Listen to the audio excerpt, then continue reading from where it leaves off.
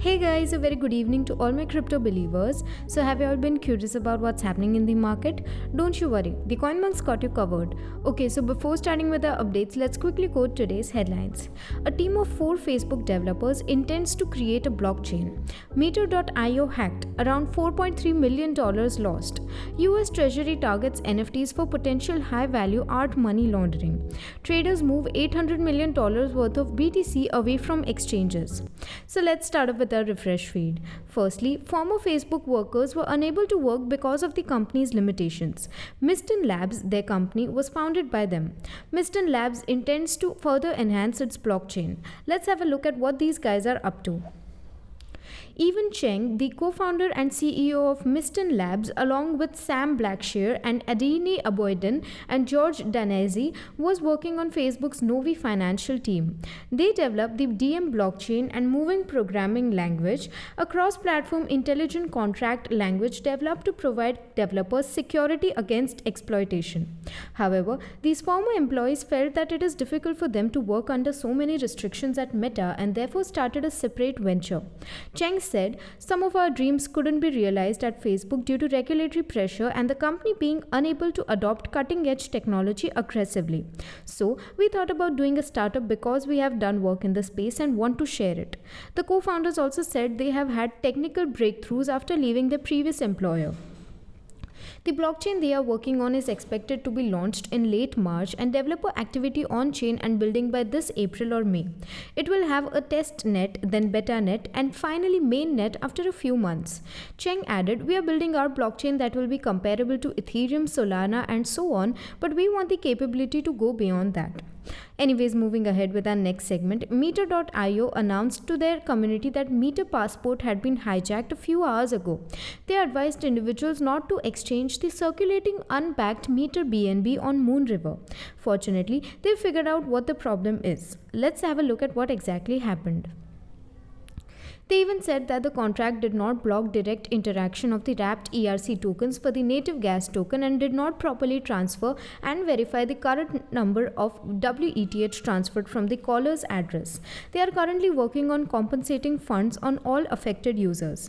They further informed people that they are working on taking a snapshot from before the attack and will convert the original BNB and WETH to 1:1 their values in MTRG. The rest inflated BNB and WETH will be converted based on the hackers' stolen value from the LP pools.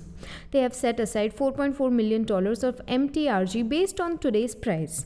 According to them, around 6 a.m. Pacific time, they identified someone was able to leverage a vulnerability of the bridge to mint a large amount of BNB and WETH tokens and depleted the bridge reserve for BNB on WETH. They stopped all bridge transactions immediately and started an investigation. Within 30 minutes, they identified the issue to be a bug introduced in the automatic wrap and wrap of native tokens like BNB and ETH extended by the Meter team. According to our sources, the attacker had an address where the attacker moved $4.3 million in funds to Tornado Cash, including 1400 ETH.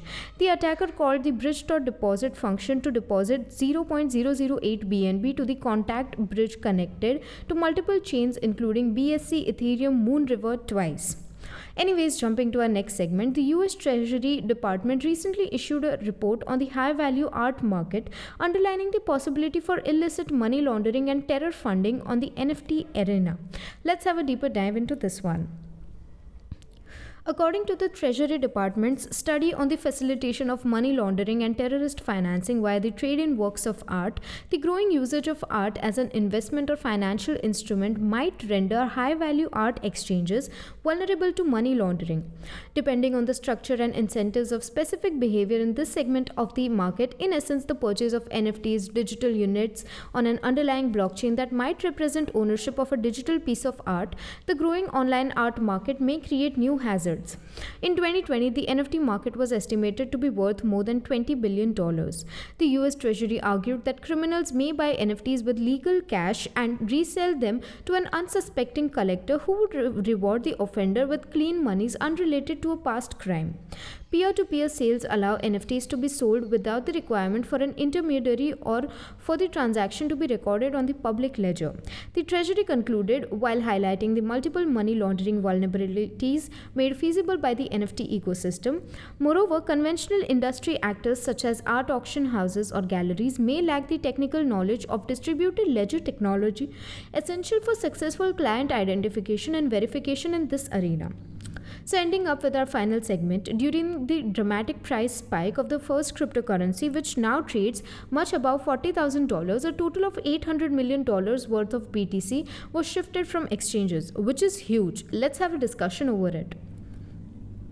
The unexpected price spike came as a shock in a market where on-chain and fundamental data showed that digital gold would continue to decrease as the market failed to rebound many times. However, while the majority predicted the end of the bull market and a collapse below $30,000, centralized exchanges were consistently losing reserves, indicating that traders are not aggressively selling as the majority predicted. The decoupling of the majority of cryptocurrencies on exchanges and the stock market, which collapsed as Bitcoin and other digital assets traded in the neutral or positive zone, was the first encouraging indicator for the sector. At the time of my check, Bitcoin is now trading at $41,725 with a local high of $41,983. The cryptocurrency has had another good trading day with a gain of 0.72%. Bitcoin had previously risen by 12% in a single day from $37,100 to $41,700 in a couple of hours. So we would now wind up with our assessment for today evening and meet you all tomorrow with even more interesting stuff.